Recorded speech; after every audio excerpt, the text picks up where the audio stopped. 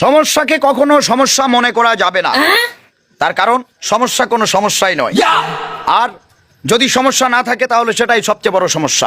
কিন্তু এখন সমস্যা আছে, অতএব কোনো সমস্যা নেই। তার কারণ হলো সমস্যার মাধ্যমেই সমস্যাকে সমস্যার মধ্যে ফেলে দিতে হবে। অনেক সমস্যার ভিড়ে একটি সমস্যা হলো নানামুখী সমস্যা। কিন্তু কোন রকম সমস্যায় যদি সমস্যা করতে না পারে তাহলে তো কোনো সমস্যাই নেই। আবার যদি সমস্যা এসে সমস্যাকে আবার সমস্যা করে দেয় তাহলে এটা আরো একটি সমস্যা। কোন রকম কোনো সমস্যা মনে করবেন না। সকল সমস্যায় কোনো সমস্যাই নয়, আবার কোনো সমস্যাই নয়, এটি সবচেয়ে বড় সমস্যা। সবকিছুর মূলে সমস্যা থেকেই সমস্যা, সমস্যার ভিড়েই সমস্যা। সমস্যাকে সমস্যার মাধ্যমে সমস্যাকেই সমস্যা করে দিতে হবে। অতএব কোনো রকম কোনো সমস্যা নিয়ে আর কোনো সমস্যা নেই। সকল সমস্যা অলরেডি এখন সমস্যার মধ্যে পড়ে গিয়েছে।